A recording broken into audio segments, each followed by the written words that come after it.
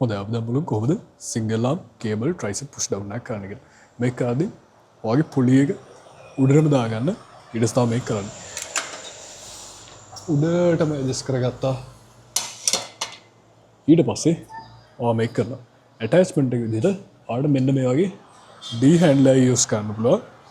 ඒ වගේම ඔයාලට මෙන්න මේ වගේ cuff එකක් use කරන්න පුළුවන්. හැම වෙලේම cuff එකක් use කරන එක හුඟක් ඔයාලට more comfortable මේක කරන්නේදී මොකද ඔයා අමුතුවෙන් grip කරන්න focus එකක් දෙන්න ඕනේ නැති ඉඳ. cuff එකක් use කරනවා නම් ඔයාගේ මෙන්න මේ හරියට තමයි cuff එක හදාගන්නේ. ලොකුට grip කරගන්න ඕනේ normal අල්ලගෙන කරන්න පුළුවන්. මම cuff එකෙන් කරලා පෙන්නනවා. overall වැඩේ සාර්ථකයි. හොඳයි කීටක් ගියට ඒක දාගත්තා. ඊට පස්සේ ඔයා අදාළ suitable weight එකට දාගන්න. ඊට පස්සේ ඔයා මෙතන ඉඳලා ඔයාගේ කරන්න නැති අනික් අත ඉස්සරහින් තියාගන්න. ඊට පස්සේ මේක යටට ගත්තා. අනික් කෙනාගේ support එක යටට ගත්තා.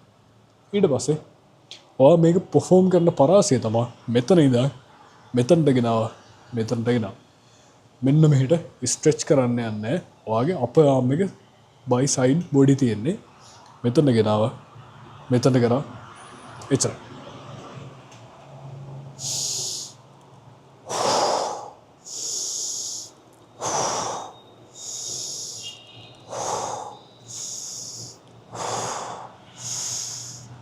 ඔන්න ඔහොම හැම වෙලේම අපි weight එක මෙහෙම කරලා පහත් කරද්දී හුස්ම ගන්නවා weight එක push කරද්දී කරලා හුස්ම පිට යනවා මේකේ work කරන muscle එක තමයි අපේ tricep එකේ තියෙන long head muscle එක මෙන්න මේ muscle එක හොඳයි ඒක work කරන්න අපි මෙන්න මේ exercise එක කරන්න මම හිතනවා පැහැදිලි තියලා ඒක එහෙම තමයි වෙන්නේ